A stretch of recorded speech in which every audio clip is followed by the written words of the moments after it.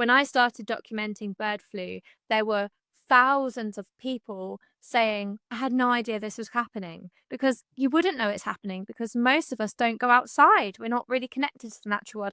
But with my camera, I was able to document this and tell these stories and just raise a bit of awareness about it. And as one final level to that, what I found is that there are many photographers who profit from wildlife, and yet when the species that we make money from needs help, there are very few people standing to actually support them. So I think that we have such a duty as photographers. This camera that we hold in our hands to have fun with, essentially, is such a powerful storytelling tool. You know, I'm not just doing it for my career, for my future, for my reputation, but because I know how special these birds are.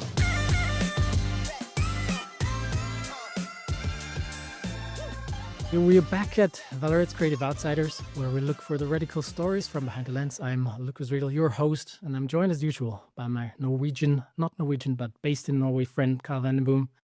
What's going on today? What's up, mate? What's happening today? Don't know. It stumped me with that question. Standard operating procedure. But I'm happy to see we're both ripping the new shirts. Lukas. Yes, sir.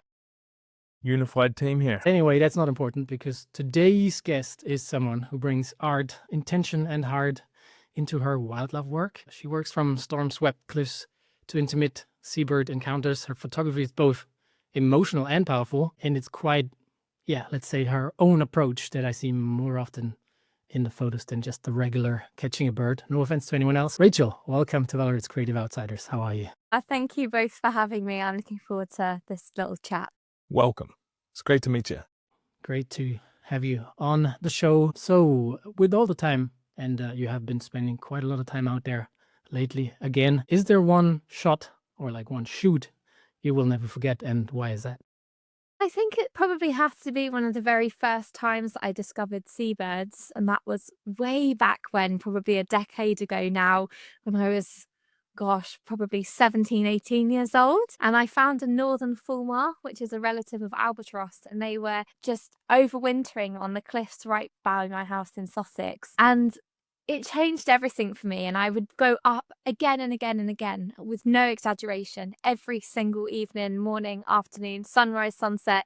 And I would sit there for 8 hours a day, just watching them, just absolutely captivated by everything about seabirds, and particularly when I would go up and they wouldn't be there, and there would be this mystery about where they are, and I'd wait for a few hours and see nothing, and then out of the foggy horizon these birds would come flying back again. And it was those fulmars that really got me into seabird photography, and I've been so fortunate ever since to just follow seabirds around the world, particularly around the British Isles, the polar regions, but most recently, particularly last year from October 2025 onwards, I was on my biggest adventure yet, just with 3.5 months of Southern Hemisphere exploration, a month around the Falkland Islands, all around Lord Howe, a UNESCO World Heritage Site, and then back down in my element in the cold sub-Antarctics. And something I had wanted to see ever since I was a little girl were albatross, and I had that opportunity in the Falklands, and I was sat on a small island called New Island. It's home to about 13,000 pairs of black-browed albatross, and I was just left there. There were 4 of us on the island. I was staying in a cabin way at the north end in a little hut with no running water, no electricity, no heating, nothing. Just me on my own with 13,000 albatross. And actually, I hardly took a photo because I was so excited. I couldn't put a barrier between me and the albatross and the experience. And I love keeping a diary when I'm in the field, a written diary. And I was taking lots of notes about all of the amazing things, the sound they make when they preen their feathers and they shake their head, their beak sort of makes a clacking noise together, and their feet were pitter-pattering all over the stone. And it was such an immersive experience. It's just really stood out for me as the best yet, despite the fact that I didn't really achieve any photographs from it. It was just such a core moment from realizing how far I've come and what I really wanted to achieve when I was a little girl, and now actually having the opportunity to do that. It's a real standout memory. That's pretty solid. I guess now that's a couple of weeks or like months ago now. Are you sad you didn't take more photos, or is it still the moment, the feeling you got? I got the moment printed off and I have it next to my desk just as a reminder. And before this podcast, I was just looking at it thinking, gosh, I can't wait to go back, because what I've found over my career is, because I'm so deeply passionate about seabirds, they're not just my photographic subject at all, they're just a lifelong fascination. Sometimes going to these new locations, particularly when it's a big bucket list location like that, I find it so overwhelming, and I don't necessarily perform the best that I could. And I'm okay with that, because for me, the photography is very important, but seeing the seabirds is just as important. So if one trumps the other, then I can kind of find my peace with it, because I wouldn't do anything to change the experience. I'm really glad, because there have been images that I've taken in the past, particularly a recent one I took of some flesh-footed shearwaters flying in front of Bowles Pyramid, the world's tallest sea stack. And I don't really remember any of it. I was so full of adrenaline and so engrossed, and I had my eye down the viewfinder for the whole 4 hours, that I didn't experience it. So it's a balance between finding the two. But I definitely find that the first time to a location, I never assume I'm going to go back. So I do always try my hardest to get the best images I can. But I do also allow myself just to enjoy the experience, hoping that I'll be able to go back in the future. And now that sort of excitement has calmed down, I can really find my feet with the photography. I think that's also very refreshing to hear, because it's just having an experience is as important, right? And we can get caught up in catching the perfect shot, but just really immersing yourself in the experiences. I don't know if it's more important than the photo, but it's like, it's part of life, right? Like, you need to also be there and be present. And if, as you say, if it's a bucket list thing, then to just really appreciate it. I know with like Northern Lights, you can be the same. You're running around and just always trying to get a shot, and never actually just stand back and go, wow, look, like just feeling the emotion of it. So that's cool to hear. I think it's a difficult balance, isn't it? It's also fun how you describe it. It's like you got that amazing shot you had in your mind, but then you couldn't feel the experience, because you've been so focused on the shot and had the adrenaline to get it and stuff, and then coming back, you have the shot, but you're kind of missing the experience. Yeah, and it was a unique experience, because for the first time ever, I actually found the albatross didn't necessarily work with the creative techniques. I mean, I dived straight in. I had these ideas for the last 14 years. For a bit of backstory, when I was a teenager, I had post-it notes on my bedroom wall about all of the locations I wanted to visit, and the Falkland Islands was up there with Antarctica. So I've spent the best part of 14 years and maybe a little longer dreaming about being in this location, and I spent a lot of that time dreaming about the sort of images I wanted to take and how I can stand out from everybody else and achieve something different. And for the first time, I found it really difficult to be creative with the albatross, because they were such beautiful birds without even needing to do anything, that taking the slow shutter speeds, the blurry pictures, the somewhat distracting multiple exposures, it just didn't do them justice. So I did take some very, very beautiful portraits, but they're not yet crying out to that creative part inside of me. So I am in the midst of putting together a whole documentary. I filmed the whole month, and I took thousands of images, and I'm still processing them all, both emotionally and mentally and physically as well. And so I think, actually, with now some time has passed, and at this moment in time, there's nothing I can do to change the images, I'm probably more likely to enjoy them more. I do find looking at images on location or a week or two after can be a little bit damaging, because then that's where I find that, I wish I did this, or I wish I did this, and you push and push for more. But now I'm 3 months removed from the situation, hoping to go back in the future, but having no guarantee of it, I can kind of fall in love with the images a bit better. Yeah, that's very interesting. Do you Removing think that's yourself a good for a while. approach as well? Sometimes, like, is that something you would recommend, to kind of like take the photos first, step back, take a little time, and then like reapproach the images you took with a fresh view, I'd say? Or like, Well, I think it's definitely important to keep reviewing your images, particularly if you're somewhere and you've got more than one chance. Let's say you're in a location and you're staying there for one night, and you can go back again the next day.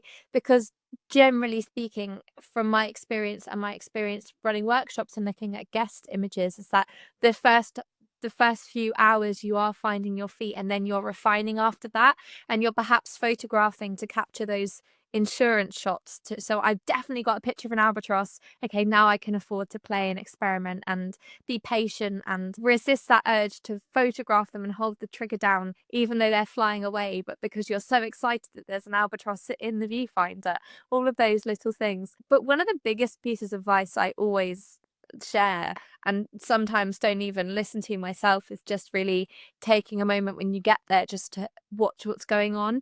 But again, it's just resisting that. How can you, 14 years of dreaming about seeing an albatross, how could I possibly, as a wildlife photographer, stand there for half an hour watching what's going on without lifting up my camera? It's so funny when you reflect on it, because I don't know what I was so anxious about. What all 13,000 just going to take off and disappear and never come back? But that it's just that immediate, oh my goodness, I'm face to face with an albatross, I need to immediately capture it, and then just get that out of the system somewhat. I find it very similar here in the UK when I'm running workshops with gannets, particularly gannet diving. It's such an overwhelming experience, and I run 2 trips if weather allows, because I know no one will be happy with the images they've taken on the first trip. Because you know that saying, spray and pray? Because it is one of those situations where you can try your best, but actually it's all out of your hands, and you just need to have a good shutter speed and do your best. And it always is on that second trip where people know what to expect. They've experienced it. That crazy, overwhelming, anxiety-inducing experience is somewhat out of the way, and you can go in a little bit more directed and know what to expect and how to work with those conditions a bit better. So that was useless advice, really. I went round in a circle. But I do think it's important to let yourself just experience it, because that's what makes the images. It's all of these years of understanding my subjects and getting to know their personalities. None of these are just species. I mean, I'm not anthropomorphizing them. They really do have their own characteristics and quirks, and some are more bolshy than others, and some are quite shy and have very pretty little movements and nice body language to photograph. And experiencing that and seeing it for yourself all, of course, plays into the end result at some point. I mean, I think it's great advice for every type of photography, just to I agree. stand back and assess the situation. But there's the theory, and then there's the reality, right? And then as humans, we have all these emotions, and it's hard to put the two things in different buckets. Or I think you can only really do what you say with experience. Wouldn't it be nice to be a landscape photographer? I mean, I appreciate the clouds are moving and the sun is setting quickly, but I mean, I think with the wildlife photography, you've got that added element of things could just vanish entirely, you know, in a second or two. As particularly with seabirds, all it would take is for a more predatory bird like a great black-backed gull to fly over the guillemot colony, and then that beautiful image you've got lined up is ruined in a split second, and you have to start again. Yeah, it's all a fine balance, that's for sure. What's the attraction with the birds? And I say this as, I mean, I can see the attraction with it, and I can see the attraction with wildlife shooting and the excitement. I'm just not essentially a bird photographer. So from one bird photographer to a not bird photographer, can you give me a little pitch as to what is it with the birds that is so captivating? Yeah, the thing about my photography is I don't quite understand it, and I'm okay with that, because I'm not really a bird photographer. I'm a seabird photographer, and I love and Sorry, I will appreciate all wildlife. Replace seabird No, not photographer. at all. It's not at all, because I love and appreciate all wildlife, and I'll spend hours watching birds at the feeder and would love the opportunity to see something, but that doesn't necessarily mean I want to photograph it. But there's something about seabirds and badgers and maybe a few polar bears that have really excited something in me, and I want to photograph them. And I still don't quite know the answer to the connection with seabirds. I mean, you could maybe logically look at it. I'm born and bred by the coast. My granddad was a real keen naturalist. He spent a lot of time at sea, and as a little girl I had a fascination with mermaids and pirates and all of those things that come with this mystical world of the big wide ocean. And I photographed all different things. I mean, woodpeckers and kingfishers and short-eared owls. And when I was a teenager knocking around here with my little bridge camera, But it was that moment of seeing fulmars and learning that this bird on my doorstep was related to albatross, albatross of these myths and legends and these storybooks that you grow up reading. That was a stone's throw from my door. And then I'd spent a year or two only photographing fulmars. I didn't press the shutter on anything else, just these fulmars. And I would go up to the cliffs every single day, photographing them, pointing them out to everybody who kept repeatedly calling them seagulls when they walked past. I made a film for BBC Springwatch all about the fulmars, and then you go on this journey of discovery. Well, what other seabirds are in the UK? Gosh, I remember learning about puffins being in the UK. That was a revelation. And then learning about gannets being in the UK. And then you learn about everything else. And there's something for me that I don't understand, which is okay, but it's so captivating about these birds that spend their whole life at sea and then come back onto land just to lay an egg. That's the only purpose in it. And then disappear again. And I love that wild, magical freedom about it. And I remember learning about Atlantic puffins being in the UK. That was an absolute revelation. It was a rainy afternoon at work with not a lot on, and I sneakily was just doing some research on the computer and found out about puffins. And I remember phoning up Skomer Island, which really is such an iconic destination here for people that want to see puffins, not knowing at all how difficult it is to ever find accommodation. And somebody had cancelled, and they said, oh, well, if you can get here tonight, which was about an 8-hour drive, then you can stay for a night or two. And I left work at 5 and I went home and I packed a few things and I drove 8 hours, and I arrived at like 6 in the morning down in Pembrokeshire, and I slept in my car, and I was 18 at the time, and I got the boat over to the island, and I was so excited to see these puffins, and I dropped my camera, wrote it off, and couldn't even photograph the experience, which I laugh about now, but it was pretty traumatic at the time, as you can imagine. Totally. It was all my money, all my savings on fuel and everything. And then the year after that, discovering gannets. I'd never even heard of a gannet. Did you ever expect when you were on an adventure like that and it turned out like that with the camera gone and stuff, did you ever imagine this could work as a profession for you? Or was it more like it just followed the passion blindly and that's how it turned out? Or did you actively do something in that way? Well, everybody told me it wasn't possible. I really and truly mean that. The people closest to me were very, very strict and bold in saying this was a pipe dream. And those words are still in the front of my mind. And this was over 10 years ago. And truthfully, I didn't know that wildlife photography was a career, because all I'd really seen were wildlife filmmakers. So when I decided that there was nothing else I wanted to do in life, I pursued wildlife filmmaking. And I had some nice credits. I filmed on a David Attenborough and I filmed on a few other things. But there was something about filmmaking that I didn't find particularly satisfying. I liked the challenge of capturing everything in one single image. For me, that was really, really special. And I moved away from the filmmaking because I just thought, well, it's not necessarily what I want to do. I just did it because I thought it was the done thing. And the only reason that I've been able to make this work as a career is because I have no plan B. There isn't a plan B. I won't even consider a plan B. It's plan A and this plan only. It's and, make it and you find a way or of making not. it work. Absolutely. Make it or yeah. make it, I It's- guess, is really what it is. Yeah, I have to make it. I'm not doing anything else, so I have to Your do passion it. with the birds, it comes across so strong. I think it's awesome just from a young age of like, just love them. I wonder, did you ever consider like biology or something as like a scientist studying them, seeing you just really so like they just captivate you so much? Well, possibly. I've got dyscalculia, so it's number dyslexia. So I really struggled at school. And as a result of that, I catastrophically messed up my science GCSEs, my maths GCSEs. So actually taking that route would have never been possible for me anyway. And there was a period in time when I got into the wildlife filmmaking and I would go to networking events in Bristol and meet other wildlife filmmakers. And gosh, they all had a degree in biology, ecology, underwater photography. They all had everything that I didn't have. And that was a real moment of thinking like, oh dear, what have I done here? But now I lecture at Falmouth University to the marine photography students, and I don't have a degree or any relevant experience. And I think although those things could be useful, I don't see why you can't replicate the same level of experience out in the field yourself. I mean, after all, Totally. that is what you're doing. You're observing. Yeah. I've learned so much, as somebody that didn't know there were puffins and gannets in the UK, I know so much about their own biology and ecology and everything about them.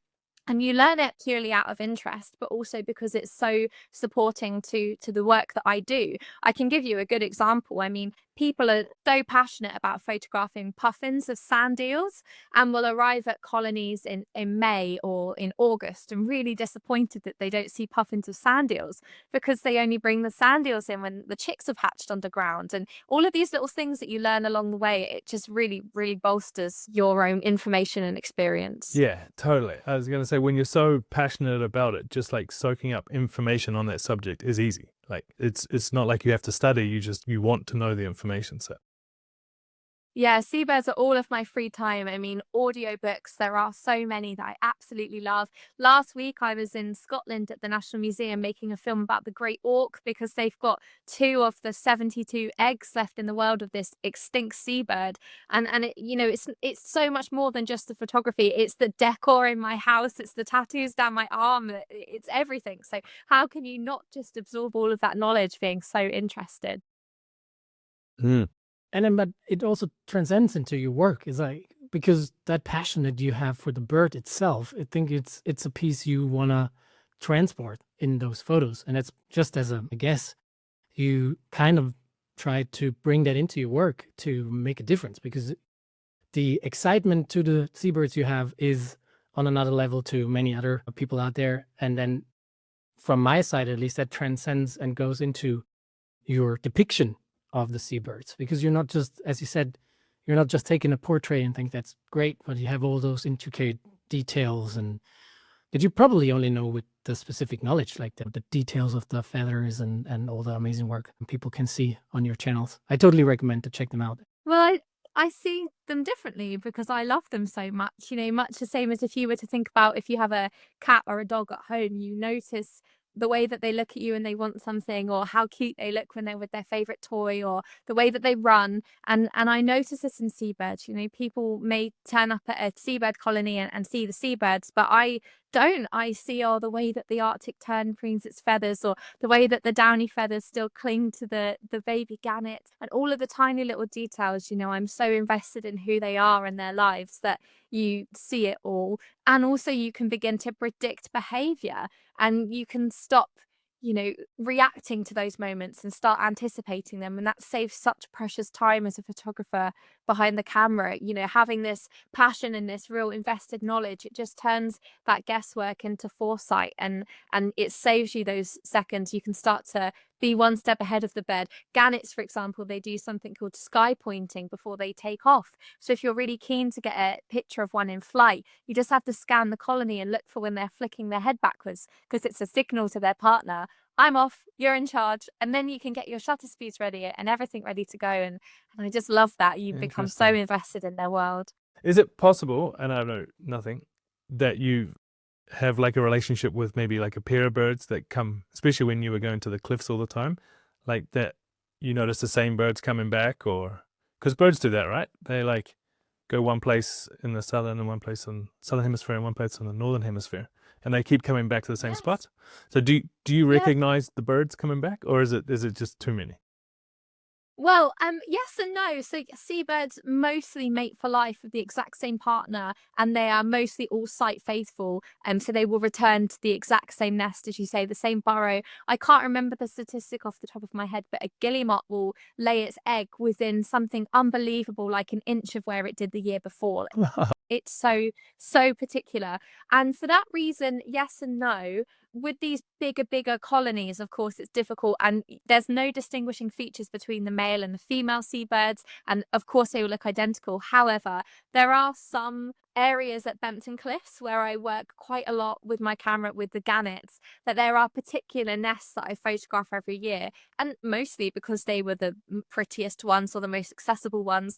But I was thinking it last summer, actually, there are one pair of gannets that I've seen raise 6 chicks now over the summer, and it is quite nice to revisit and those, and know specifically who it is that you're photographing, not in terms of names or numbers or personalities, but returning again and again. Oh, I saw those last year, I wonder if they've got chicks this year, and you go back and forth. But moving away from seabirds ever so slightly, I do work with badgers quite a lot, and I have a clan of about 14 badgers that I work with, and that very much is the case of recognizing individuals and watching them over an 8-year period or so, watching them raise their cubs, and knowing they have very, very strong characteristics as individuals and facially look very different too. So I can always recognize who they are.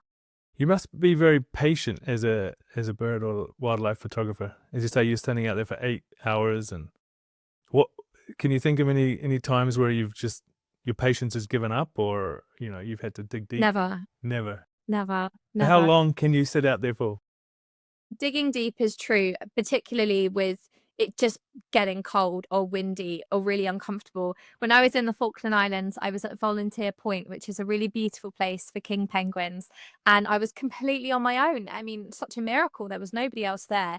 And I was down on the beach, and we had 65-mile-an-hour winds from the south with a wind chill of -11, but it was just sand in your face. I was filming a YouTube, and some of the footage, I don't know how I did it, but you do it because I can already picture in my head the end result, and that image is so worth waiting for. And I was given a really great piece of advice when I was filming a few years ago, and the camera operator said, when you're ready to give up, give it 5 more minutes, because it always happens in those last 5 minutes. I don't know what it is about that. It's almost like the Mother Nature's rewarding you for just sticking it out. But I think, I learned patience from a really early age, especially with kingfishers. On reflection, I had no hope of ever seeing them. I didn't know what I know now, and I was sat in the wrong place wearing brightly coloured clothing, but it kept me busy and occupied, and just the idea that I might get a picture of a kingfisher was worth it. And I think you get into a bit of a vicious cycle where I think, oh, I've already waited 2 hours.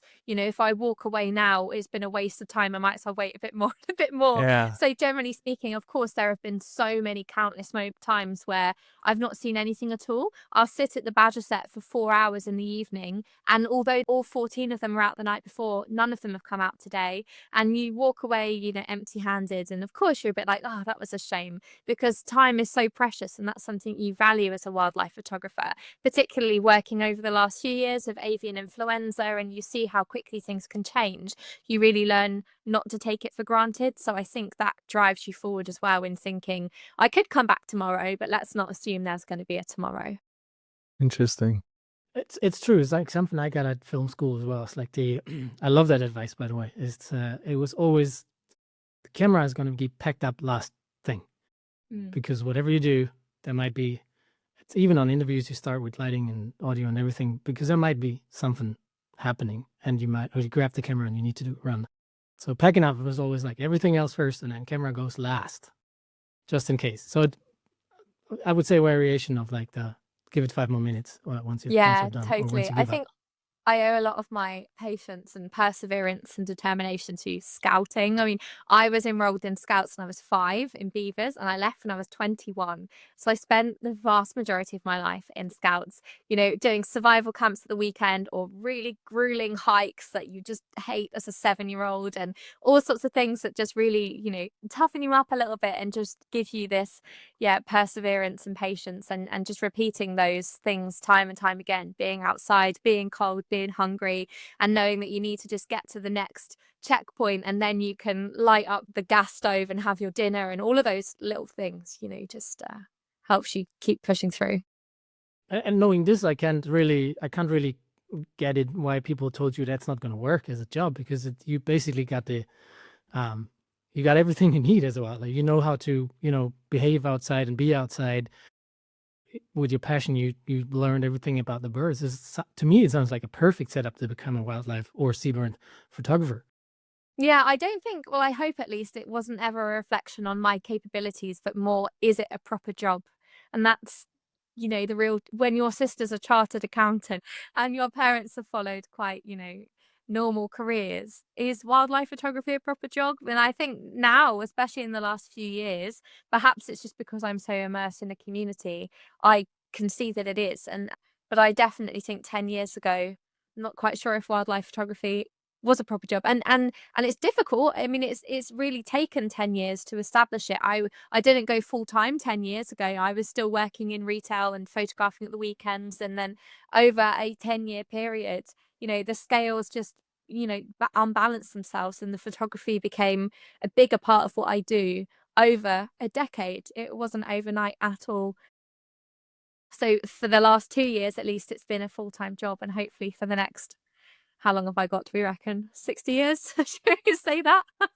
And yeah, you're right. It sounds like a job where you can be 65 sitting on the cliffs and it's still totally doable. I'm just thinking how I would sit on a cliff with nothing happening for 4 hours and still be totally immersed. Do you have any like mental tricks that you use, or do you have any other like mental games you play with yourself or something to stay there, stay aware, stay patient?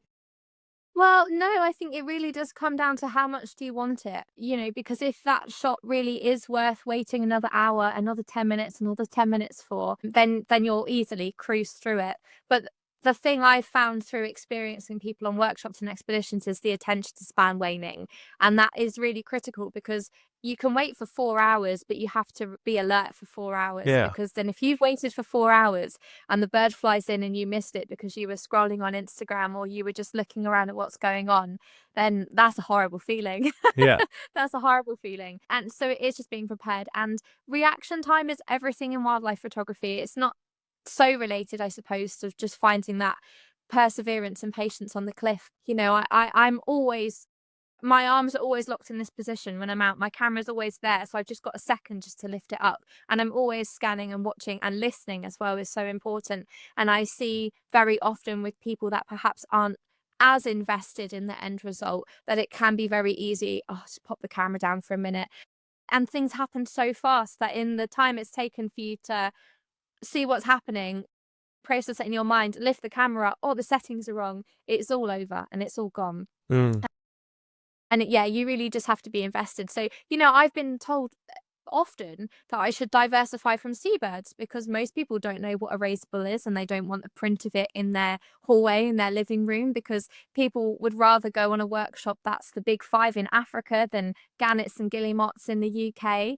But I can't do that, because I love the seabirds, and that's for me. And I think if you are trying to do any sort of photography, you're ultimately never going to achieve as well as you could if you're photographing something that you're not truly invested in, because how could you?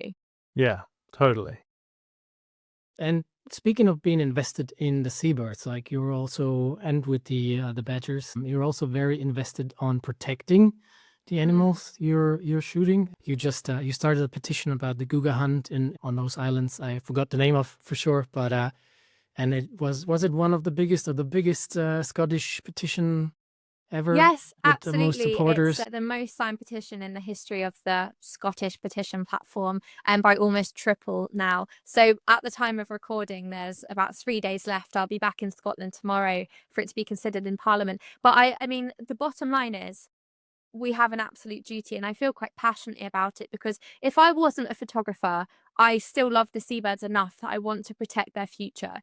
But as a photographer, I've stared down the lens and really intensely stared down the lens for hours and hours. I've seen every stage of their summer, of the breeding cycle. I've seen them over the winter. I've seen how beautiful life is, and I've seen how fragile it is. Documenting avian flu, bird flu throughout 2022 was harrowing. It was absolutely harrowing, because it was like a bomb had been dropped off in a city. What people don't realize, that these are long-lived birds, faithful, site faithful, partner faithful birds, and they're just displaced overnight. Their partner that they could have had chicks with for the last decade has died, and they now need to find a new partner. And ultimately, what we've seen over the last few years is catastrophic breeding failure, because these new people are trying to live with one another, and it's not quite working out, because it's not just as simple as laying an egg and incubating it. It's about knowing what the other partner needs. And there have been some incredible studies with albatross, relating the size of their brain to how faithful they are to their partner.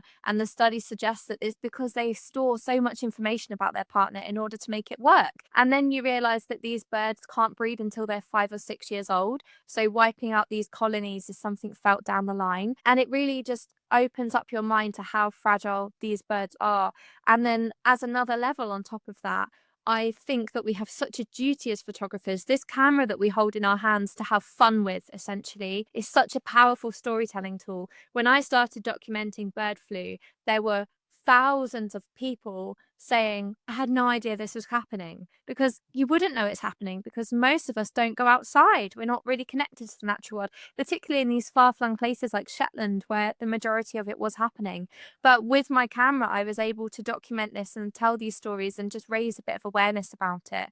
And as one final level to that, what I found particularly difficult over the last few months, that I've been petitioning to end the Cougar hunt, which is a slaughter of up to 2,000 gannet chicks every year on an island in Scotland, because they're currently exempt from the Wildlife and Countryside Act, is that there are many photographers who profit from wildlife, whether that be books, prints, workshops, and in their hour of need, they've turned their backs. And it's really opened my eyes to that side of the industry as well, that we can lead workshops and sell books in the biggest stores on the high street, and yet when the species that we make money from needs help, there are very few people standing to actually support them. So, I'm not just doing it for my career, for my future, for my reputation, but because I know how special these birds are, and that they just don't deserve these sorts of diseases or man-made cruelties.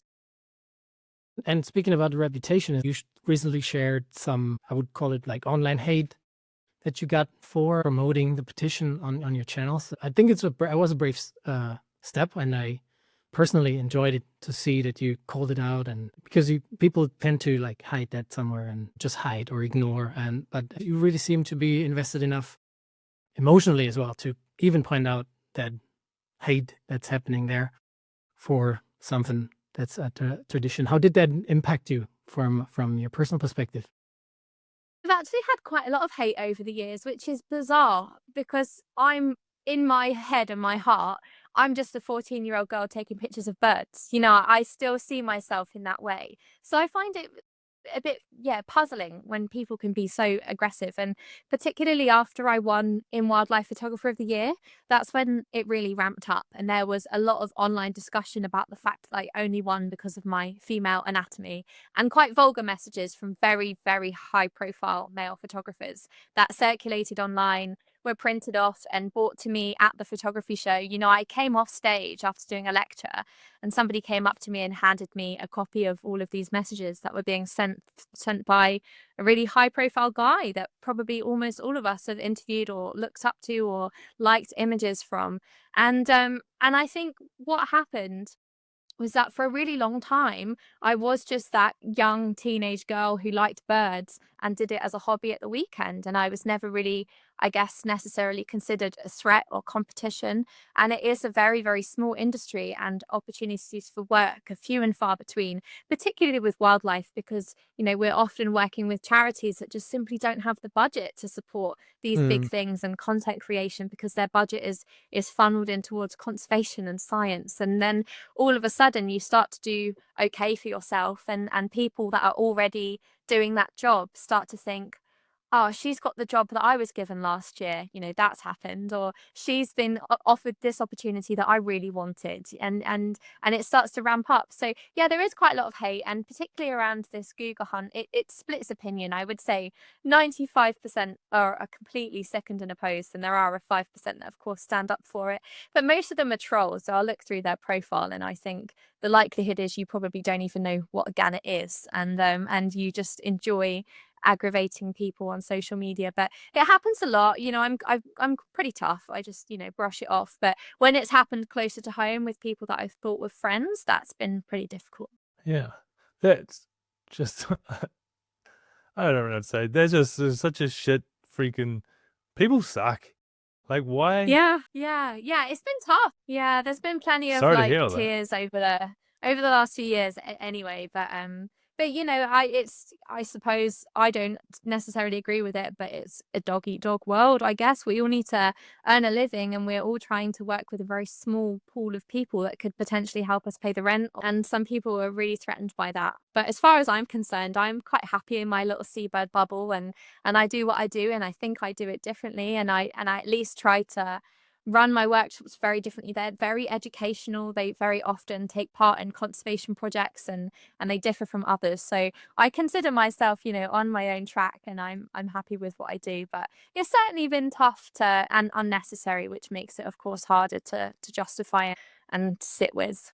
I think people just can't handle that someone else is better, right? They have to be like, find an excuse, or that someone else gets an opportunity because of whatever reason.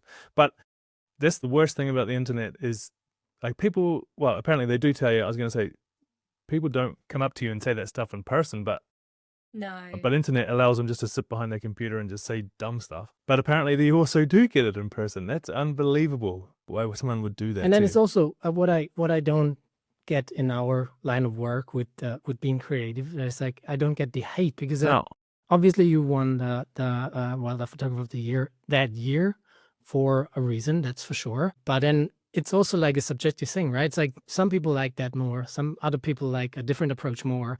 And I especially in creation, I don't get that negative thing. If you don't like it, don't look at it. If you like my work, tell me, that's great. But if you don't like it, just look at something else. Totally. Yeah. And there I don't get that, the hate, telling someone to do something differently, or like that's not the right way to, shoot a seabird or a landscape or an action sports guy or whatever. It doesn't, in my head, it doesn't make sense. If you don't like the way I shoot stuff, then just look at someone else's. There's 100% there's someone outside that shoots everything the way you shoot, or even better, grab your freaking camera and go outside and make it better instead of just telling someone. And then, especially for a dumbass reason like gender or any whatever else. So makes no sense. Yeah, I agree with Carl. People suck online. That makes three of us. So go back a little bit more positive here. Yes, yeah. Because speaking of the Wildlife Photographer of the Year, at least from my perspective, that was the first outstanding achievement-ish thing you had. How did that feel? Like, did you get overwhelmed, or was it more like a fuck yeah, I did it? Or yeah, it was a good feeling. I mean, it's a prestigious one, isn't it? Wildlife Photographer of the Year. A lot of people have heard about it, and that's something I've always really aimed for, is just trying to do these prestigious things. They quite matter to me, these traditional. I've lectured at the Royal Geographical Society and stood on the same stage as Ernest Shackleton and David Attenborough, and become an ambassador for the RSPB. And for a little while, I myself felt a little bit uneasy with the rise of influencers and people that I know would get deals with Samsung to get a mobile phone, or be flown first class of Emirates to make a reel. And for a while, I definitely compared myself, thinking, I wasn't achieving because I'm not achieving what's considered normal now. And things like Wildlife Photographer of the Year, actually, they are what matter to me. And it was great because it was that allowed me to go full time. It was just the transformation overnight of Wildlife Photographer of the Year that changed everything. It was a great moment. I've never watched my speech again. I have it as a reel on my Instagram, but I've never watched it. Firstly, I find it so traumatizing to watch myself back on video. And I think I said something really dumb at the start, like, thank you for your kindness, which doesn't even make sense, but it just came out in the moment, But I was so happy. It was such a real important moment. But also the ongoing support from the Natural History Museum. I was exclusive for your podcast. I was with them last week, and we filmed a brand new online course all about wildlife photography for the Natural History Museum, which we've just finished wrapping on. Just work. I actually have a Zoom call this afternoon with the Natural History Museum to run something they call Gen Hope in the summer. These really great workshops for people aged 16 to 25 to get more immersed in nature, doing some more wildlifey things there. So they really matter. All of those achievements are great. I do have my picture on the wall in front of me here, and it was a lovely moment. Despite some of the negativity that came from it, it was great. Great. So you already killed the next question. Oh no, maybe not, because you just you described the project you just finished, but what's next on the horizon for you? What's exciting?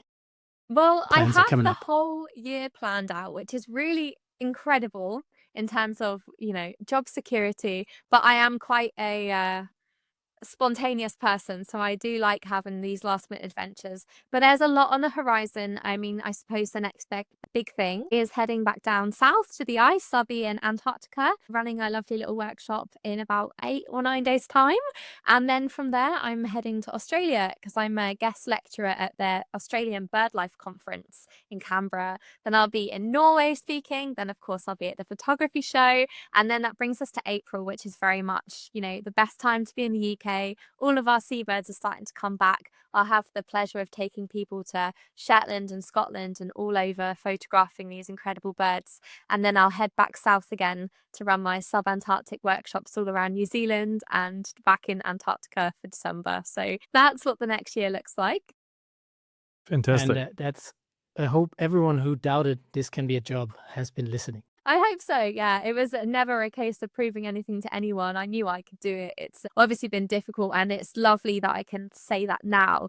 But, even the year just gone, I thought I had that set up, and then companies go into administration and things happen and it falls apart. It really is one of those jobs which is so unstable, truthfully. And the ultimate thing is, I work for myself. I'm freelance. I'm responsible for getting all the work in, keeping the roof over my head. And what people don't see when they see the pretty pictures on Instagram and the lovely trending reels is sending emails at 2 a.m. and I literally never stop working. I mean, I have to come up with all my ideas, find the right people to send them to, justify my ideas, justify why I'm the right person to do it, and then plan all the logistics. I mean, I really am creating my future day by day, which is a privilege and I love it. But it makes me feel extra proud of myself and quite deserving when the opportunities come around, because I know, and that really matters, that I know how hard I've worked for everything, and whatever people think on Instagram or, and whatnot, it doesn't matter to me because I know that I work every second of the day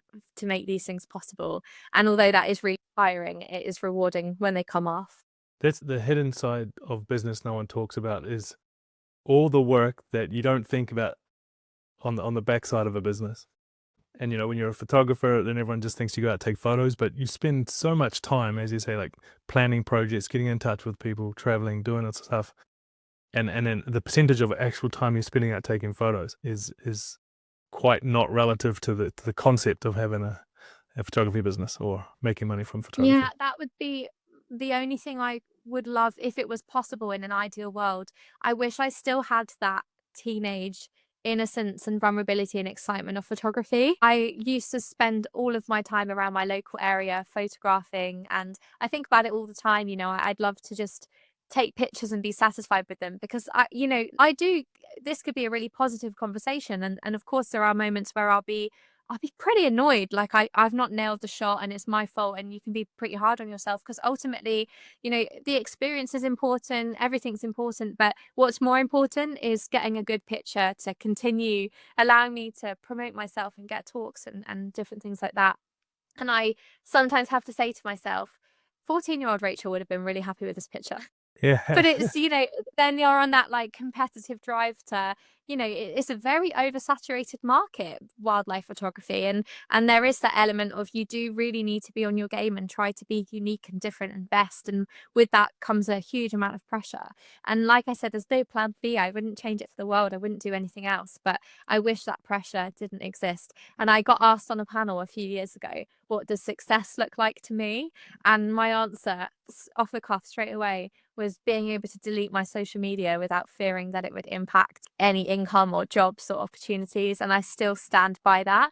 And I think actually not having to put my content and my work and my achievements out on social media to get work would be a really healthy thing. And it's something I'm trying to work towards, just increasing subscribers to my website and everything like that, because I think that's important, building a little fan base and a loyal following.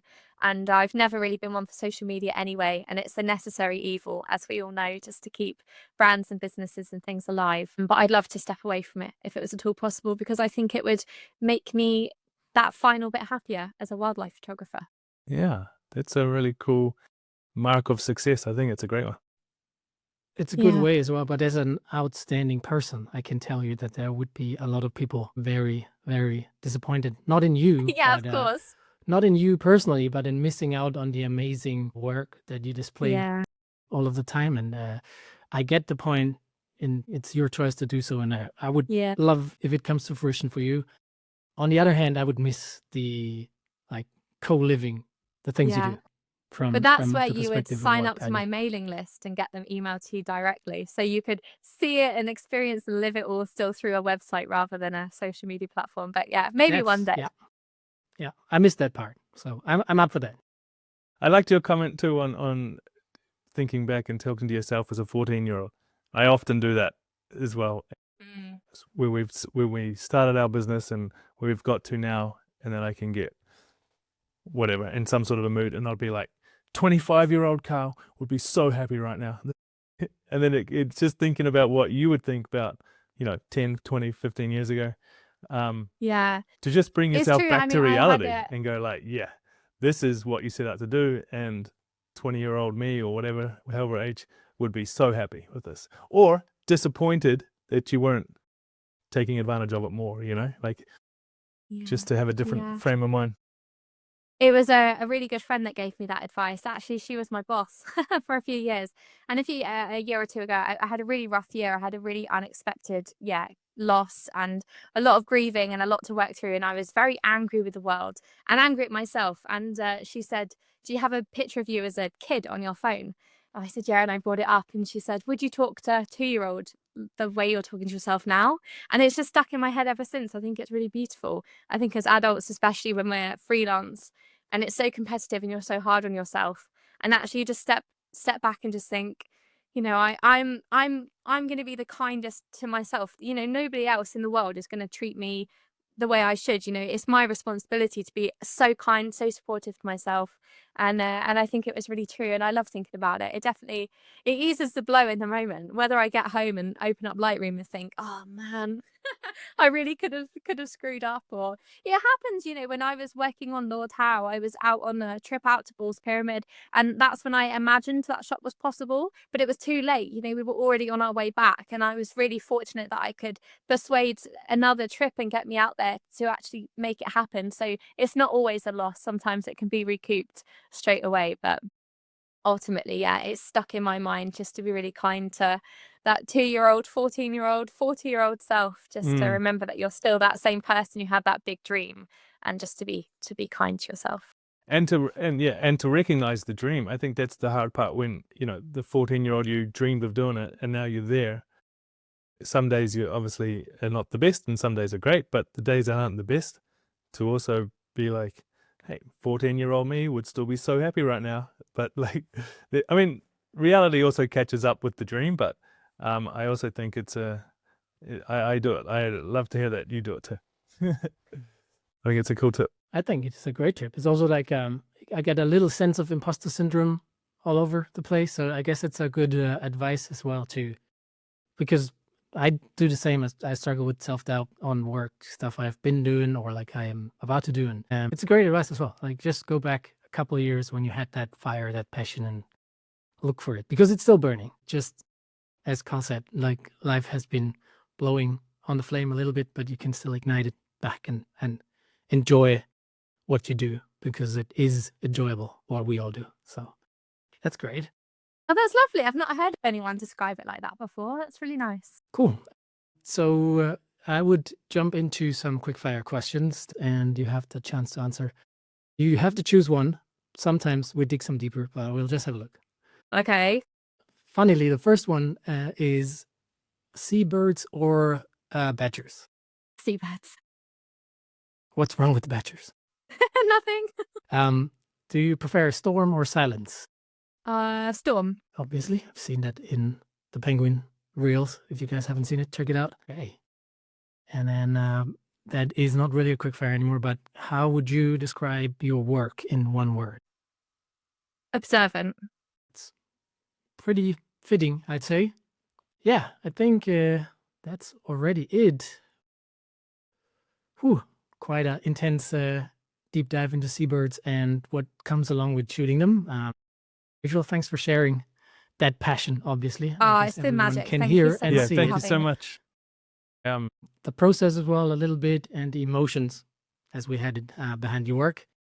I'd say your images remind me and us that nature doesn't or like isn't just be seen, but also can be felt. Carl, anything else Just- to add on? It's just so refreshing, maybe is not the right word, but just it's your passion for talking about the birds. I'm like, maybe I should go check them out. Like, it's Particularly it's in Norway, you've infectious. got I great think seabirds. it's so cool just to feel your passion for these animals. Thank you so much. Well, if that's all that's been achieved from this podcast, I'm very happy. Thank you. It came along. I'm 100% convinced that it came along. And I hope all you guys out there had the same feeling. If this episode has moved you like it did us, feel free to share, follow the show. Make sure to check out the full video version on YouTube, where we hopefully can show some behind the scenes from Rachel's work for you guys if you haven't seen it. Yeah, follow, subscribe, like, share with your friends who are into seabirds or wildlife photography or not. It's totally good to know Rachel's work. See you guys or hear you guys next time on Vallerret's Creative Outsiders. Ciao. Cheers, Lucas. Thanks, Rachel. Thank you. It was lovely.